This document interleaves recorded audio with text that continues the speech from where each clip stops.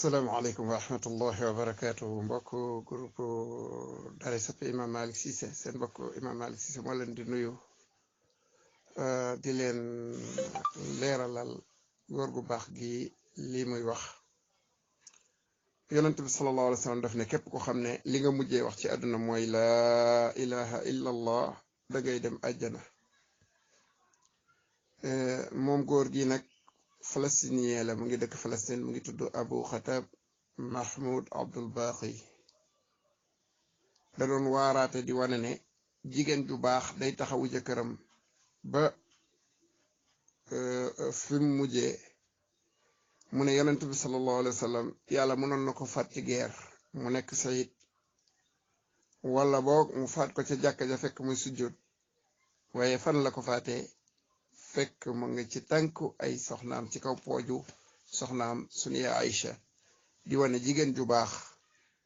nu mu mën a taxawoo jëkkëram téye ko topp ko lu feebar bi métti métti mu téye ko ba mu faatu. loolu fayu yàlla gërëy na lool. ba mu ca pare mu ne hadis bi nga xam ne Omar ibn Khattab moo ko nettali mu ne yonent bi sallallahu alayhi wa sallam dafa am jigéen ju ko seet si woon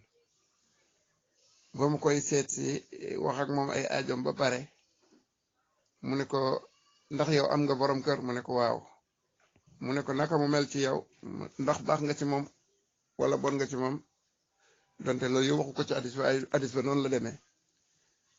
kooku ne ko waaw moom day lépp lu ma xam ne lu ko neex la dinaa ci taxaw lu ma man lu ma xam ne lu ko naqari la te naqariwul yàlla tam dinaa ci taxaw lu ma man ci bàyyi ko. mu ne ko nzur innahu jannatuka wa naaruka mu ne xoolal nag kon sa jëkkër jooju mooy sa àjjana mooy sa safara maanaam ci moom nga mën a demee àjjana ci moom nga mën a demee safara góorgóorlu ci moom foofu muy wax loolu rek malakal mawti ñëw foofu nga dégg mu ne laa ilaha illa allah laa ilaha illa allah laa ilaha illa allah daal di naay rek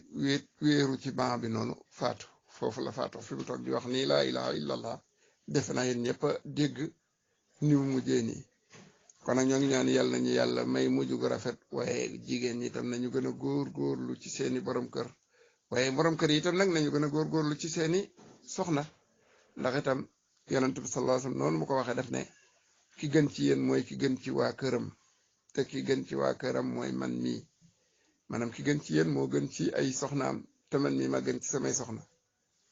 kon nag gën ci say soxna nekkul ne da nga leen di jox ay millions yu bari wala da nga leen di tabaxal étage yu rafet wala da nga leen di jëndal ay oto yu rafet waaye gën ci say soxna mooy yërëm leen yaatal leen ñëwetu ci ñoom. loo leen jox ci lu defal ci lu baax nga xeeb ko loo leen def ci mettit nga naw ko lool di leen nemmeeku di waxtaan ak ñoom bu fekkee ne amoo itam nga leen di yëgal ne li ngeen di def gis naa ko boole di leen ñaanal. yonent bi sallallahu alayhi wasallam ne ku la defal benn njëkk na nga ko fay soo ko mënta fay itam na nga ko ñaanal ba mu yëg ne defal nga ko njëkk.